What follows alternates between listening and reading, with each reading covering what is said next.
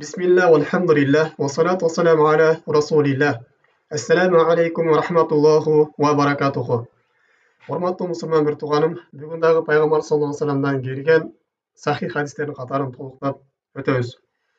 Ан Аби Саидин al-Khudri radıyallahu anhu ennehu sami'a Rasulullah sallallahu aleyhi ve sellem yaqul. Abu Said, ondan Allah'tan razı olsun, ал пайғамбар саллаллаху алейхи ve sellem'дің айтып жатқанын оқып, бізге айтып береді.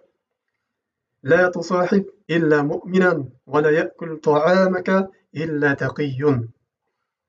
Момунды ғана дос тұтқының, жана сенің тамағыңды тақуа пенде ғана жесін дейді.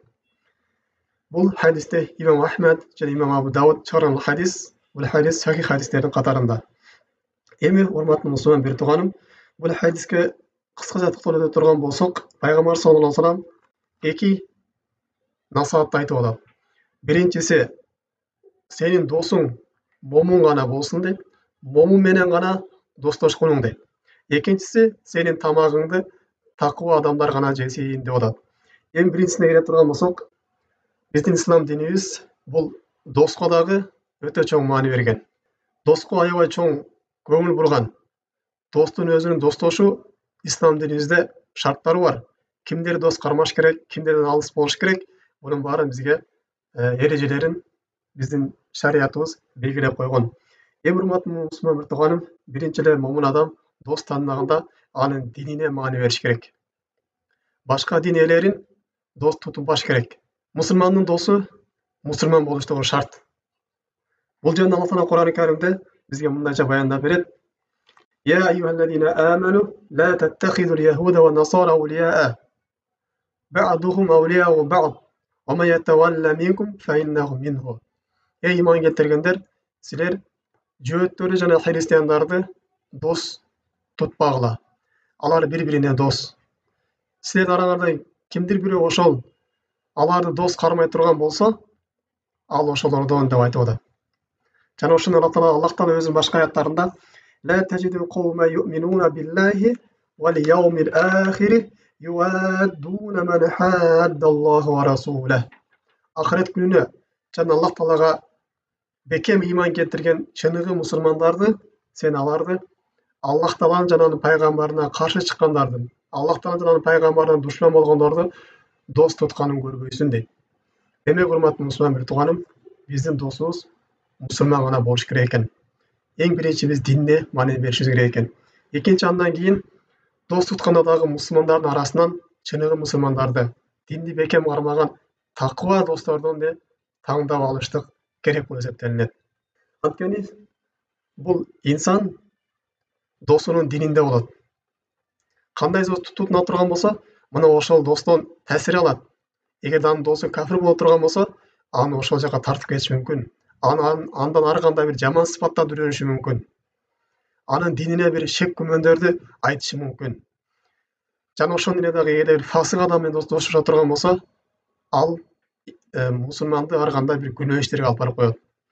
Ар кандай жаман иштердин жолун ачтырып коет. Аны бул дүйнөдө эле бир коордукка, бир өкүнүчкө салып коет. Акыбет өтө жаман, начар боло турган ишке алып барып коет. Ошон үчүн иманына бекем досторду таңдаш керек болуп эсептелинет. Пайгамбар саллаллаху алейхи ва саллям айтат: "Ар-раджулу аля дини халилихи, фалянзур ахадукум ман юхалил." Пайгамбар саллаллаху алейхи ва саллям досту дагы таңдаганда солих пенделер дос таңдаш керек экендигин шарттуу түрдө айтып туруп, албетте киши бул досунун дининде болот. Силердин бирөөңөр ким менен достошуп атканын карасын, дос таңдасын деп Пайгамбар саллаллаху алейхи ва саллям бизге башка хадистерде дагы айтып өткөн. Башка бир хадистеринде албетте достон дос бир таасир алары жөнүндө баяндап, "Мәсәлүл жалис солих ва жалису суа." Жакшы дос менен жаман достун мисалы мына ушундай. Жакшы достун мисалы бул миск саткан киши сыяктуу дейт. Сен андан бир миск сатып аласың, же миск сатып албай турган болсоң, андан бир жакшы жыт таап кетесиң дейт. Ал эми жаман достун мисалы бул ошол отту үйлөгөн жана күрөкчү сыяктуу дейт. Ал сенин кийимиңди күйгүзөт, же андан бир жаман жыт таап кетесиң дейт. Биз доска дагы сөзсүз түрдө маани беришибиз керек экен. Өзгөчө жубай таңдоодо, же болбосо кыздар өзүнө күйөө тандаган дининен маани бериш керек. Пайгамбар саллаллаху алейхи вассалам жигиттерге васыят кылып, сен үйлөнүп жаткан болсоң, такыбасын таңдагының, динди бекем кармаган таңдагының, тарбият эдек, сенин колуң берекелерге толот деген. Анткени анын дини бекем боло турган болсо, анын жашоосуна береке алып келет, анын жашоосун дагы оңдойт. Жана ошондой эле пайгамбар саллаллаху алейхи вассалам дагы кыздарга айтып, эгерде аларга ошол динине бекем кармаган, кулк мүнөзү жакшы адам келе турган болсо, мына ошого аны үйлөп койгула деген. Жана ошондой да мунун тескериси, ошол башка дин ээлерине турмушка чыккан болбойт. Бул шариятыбызда арам кылып койгон. Анткени башка дин ээлерине чыккан кезде сөзсүз түрдө үйдө эркек башчылык кылат дагы, ал ошол башка динге өтүп кетүү каттуу бир коркунучу бар. Ошол себептен шариятыбыз ал нерсени арам кылып койгон. Башка дин өкүлдөрү менен нике жүрбөйт. Бир гана ошол алар башка дин өкүлдөрүнөн ахли китап деп коет, алардан кыз алса болот, бирок аларга биздин кыздар турмушка чыккан болбойт. Демек, урматтуу мусулман тууганым, биринчи ошол доска маани бериш керек экен. Анткени кыямат күнүндө жакшы достор бири-бирине шафаат кылат. Жакшы достор бири-бирин издешет. Аллах үчүн достошуш керек, достошкон кезде. Аллах үчүн бири-бирин жакшы көрүш керек. Мына ушундай достор гана кыямат күнүндө бири-бирине шафаатчы болуп, бири-бирине жардам берет. Ал эми Аллах үчүн эмес, бир дүйнө үчүн дос болуп, дүйнө үчүн ар кандай арам иштей бара турган болсо, эртең кыямат күнүндө алар бири-бирине душман болуп калышат. Жана ошондой эле дагы дос тандаганда бул аманатка бекем дос тандаш керек. Дос тандаганда бири-бирин акыйкатка чакырып, насаат кылуучу достор тандаш керек. Дос тандаганда ар кандай бири-бирин күнөө иштен кайтарып, бири-бирин эскерип турган достор тандаш керек. Жана ошондой дос тандаганда бири-бирин жакшылыкка буйруп, бири-бирин жакшылыкка чакырып, бири-бирине көмөктөшүп турган достор тандаш керек. Жана ошондой дос тандаган кезде бири-биринин муктаждыгына жардам берип тура турган, дүйнөлүк муктаждыгы болсун, акырет муктаждыгы болсун, бири-бирине жардам берип тура турган достор тандаш керек. Жана ошондой эле дос тандаган кезде жүрөгүңдө карап тандаш керек. Ар кандай жүрөгүндө бир хасат боло турган, жүрөгүндө көрө албастык боло турган, ушундай бир досуна бир жамандык канап турган достордон алыс болуш керек. Анткени мындай достор инсанды бул дүйнө жана акыреттен күйдүрөт.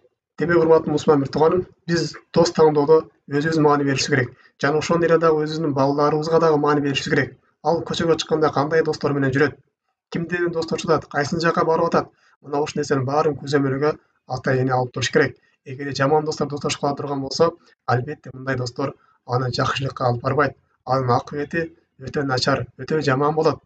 Анын досторуна маани берип, анын жаман достор менен жүргөн болсо, жакшы досторго кошуш керек.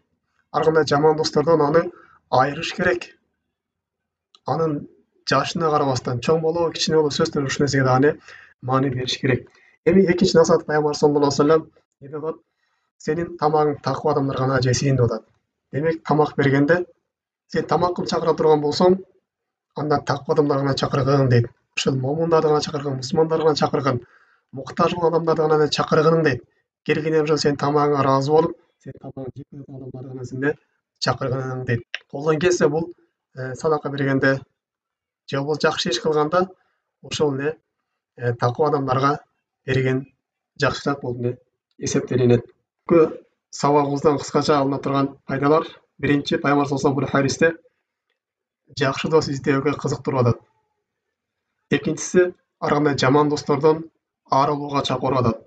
Үчүнчүсү, пайгамбар саллаллаху алейхи вассалам биз тамак бере турган болсок, такыба адамдарга аны берүүгө бизди чакырып атат. Урматтуу мусулман тууганым, мына ушу менен бүгүнкү сабагыбызды жыйынтыктайбыз. Аллахтан сурап өтөбүз. Аллах Таала бизде бул дүйнө жакшы достордон насип кылып, эртең кыямат күнүндө дагы бири-бирине шафаат кылуучу достордон бизге насип кылуусун сурап өтөбүз. Субханака Аллахумма бихамдика, ашхаду ан ла илаха илля анта, астагфирука ва атубу илейк. Ассаламу алейкум ва рахматуллахи ва баракатуху.